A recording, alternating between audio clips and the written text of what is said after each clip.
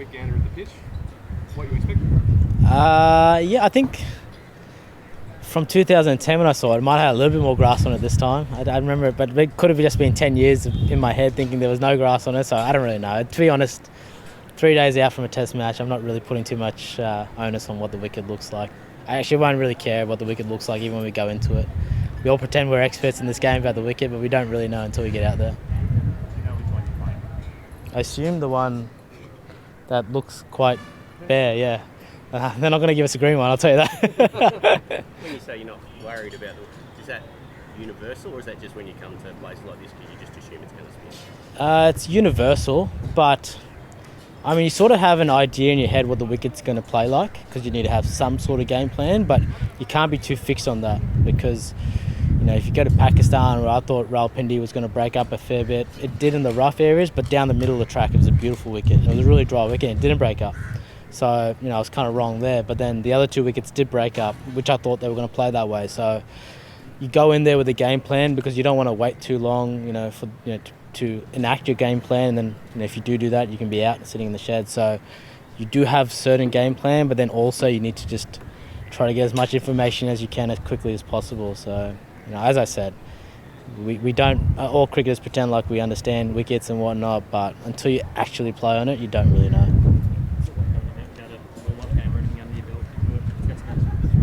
No, it's fine. I didn't have a warm-up game before Sydney when I came back in either, so it's not a big deal for me. And my process is the same, whether I would have played a warm-up game, the last A game, looking at the wicket and what the conditions were, they'll be very different out here. That wicket didn't really spin much. It's quite skiddy from what all the boys say, even from what I watch. So, I mean, yeah, it's just another day of cricket for me.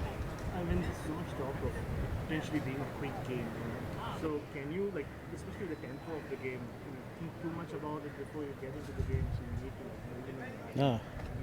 score faster? 100%, yep. You have to think about that. And, you know, quick game's a good game as long as we win. I'd love to win in 2 days. That means we get 3 days to go on the beach, so I'm all for that. But you're right, it can, if it's going to be a game that moves and fast forward, which we don't know yet. But that's sort of the plan that, you know, you have a plan, and then if that's the case of the wicket, then you have to adapt quickly. You know, if this ends up being a, you know, 250 is a good score or 400 is a good score, I don't really know yet. So they're the kind of things you have to sort of figure out on the fly. But yeah.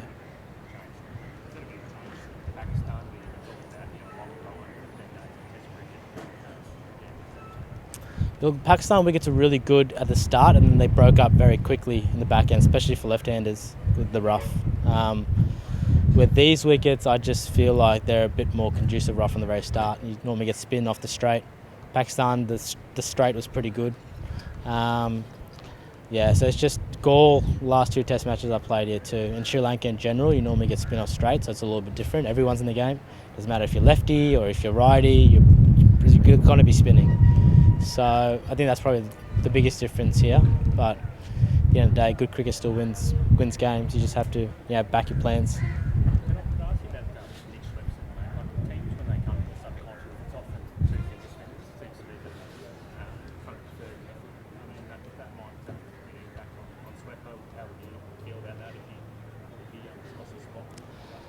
No, I think it's just 2 finger spinners because it's easier to bowl finger spin than it is leg spin. You don't get many people like Mitchell Swepson who, you know, up to his calibre, his class and his accuracy. You know, he bowled some really good spells against Pakistan, but you still haven't seen the best of Mitchell Swepson. So, I mean, I've seen a lot of him. He's unbelievable. Once he locks in, he's as good as anyone, and probably harder because he is a leg spinner and he can beat both sides of the bat and actually get a bit more turn. So, I mean, I think it's just the fact that leg spin is such a hard art. So you don't get leg spinners bowling here. It's easy to do this, especially on these kind of wickets. So it makes sense why a lot of bowlers are finger spinners in the subcontinent, because we're in Australia, you probably have to do a little bit more. Wickets a bit flatter, have to work a bit harder, and that's where the leg spinners come into the game. But, you know, it's never easy out here. Even Warney struggled in the subcontinent. I think everyone needs to realise that. And he's only played 2 games. Hopefully he's got a long career ahead of him, but Test match cricket is tough for anyone, no matter who you are. Whether you play 2 games, 50, 100 games, it's not easy. So, yeah, I have a lot of faith that Mitch will shine. Whether it's this next game, the game after, whenever it's be, he's too good a player not to. You've also captained Matt, obviously, and worked with him. I mean, how do you see him on that sort of a surface? Cooney. Yeah, look, Cooney's a strange cat, but he's a very good bowler. He's a typical Gold Coast boy. He likes the beach. But I've really enjoyed working with him last year. I think we talk about it a lot, just being patient, and I think subcontinent is the best place in the world to be patient. If you own your spot for long enough, no matter what the batsman does, you're giving yourself the best chance to succeed out here as a bowler. So Cooney does that extremely well. He's very accurate. He's got good skills. He's very reliable too. So I'm pretty lucky. I've got two pretty good spinners in Queensland. So yeah, lucky to have both of them. And just on the flip side of that for you as a batter, how important is it to, I suppose, not give your stumps away, given that that variation when the good bowlers can slide it on or turn it without too much discernible change in action?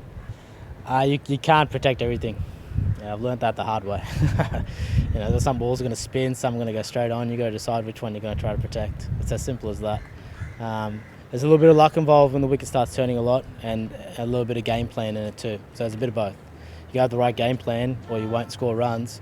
But at the same time, you need a little bit of luck too. And normally that comes from when you are looking to score, being a little bit more positive, those sorts of things. But so many variables to this game. I could sit here talking hours about all this stuff, and from one game to the next, things can change like that. You just can't get too far ahead of yourself in this game. So I'll have a plan, just like all the other guys will have a plan for this game, and whether or not they'll come through, I hope it does. But for me, it's just about continuing the process over and over again, because I believe in my process playing spin out here, and I know that the other guys do too. If we can do that consistently for long enough, we've got lots more games in the subcontinent coming up, I think we'll be successful. I know you didn't make too many runs on that tour, but was 2016 ultimately a good experience for you to be like, well, that's what it's like when it's tough, and when you make those calculated gambles and they don't go your way? No, it's funny. Like 2010, I played pretty well. I played a game at SSC. I got 100 not out in a tour game there against Sri Lanka A, and then I came here and scored a couple of 20s. I thought I batted all right. I got 13 not out in the next game, and it rained in Candy, and then so it was a different experience from 2011, whenever that was, and then 2015 last time we came, I probably thought I was a better player, I could handle these conditions more. I thought I did all right the first game, and then I didn't do very well the second game, especially out here. So that's just the beauty of the game. Honestly, cricket can change so quickly. Like 1 to 2 games doesn't really mean much. I did get a lot of experience here last time, a lot of tough experiences in Sri Lanka. Even in the one-day series that we played that time, it was tough wickets, and I really struggled, like mentally more than anything. So it was just a good learning experience, and all that stuff that I learned from there, I try to pass on to push to the guys now. And a lot of them are just about staying consistent, trusting your game plan. Even if you get out a certain way in the first innings, second innings, don't change your game plan to the third and fourth innings, because that's when you screw yourself up. And it's a hard thing to do, and it doesn't give you success. Not like you're 100% going to have success if you do that, but it'll give you the best chance to have success in my experience.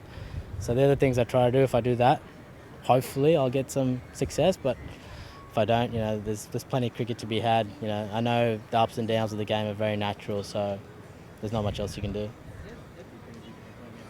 Compared to 6 years ago, you've obviously had 2 pretty successful careers and stuff, and ages since then. So is it almost a completely different thing from where you were 6 years ago? Yeah, I just have a lot more shots now to spin than I did back then. It's as simple as that. I can use my crease better.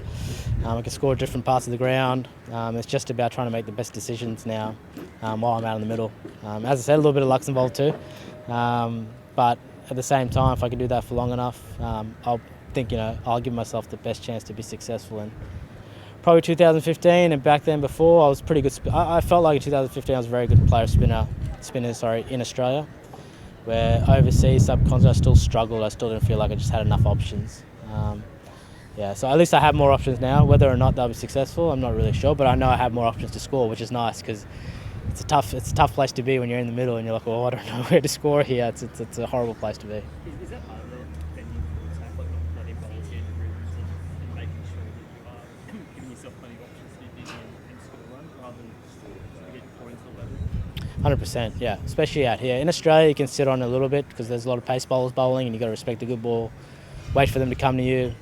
Here, if you wait for them to come to you, they normally don't make mistakes. They'll just lock into a spot. Spinners, that's what spinners do. Nathan Lyon's one of the best in the world, locking in a spot. You know, the guys like Jadeja, Ashwin, all these spinners, they're great at locking in spots. So, I mean, if you don't put pressure on them, well, you know, at some point, they will just eventually just get you out. It's just the law of averages.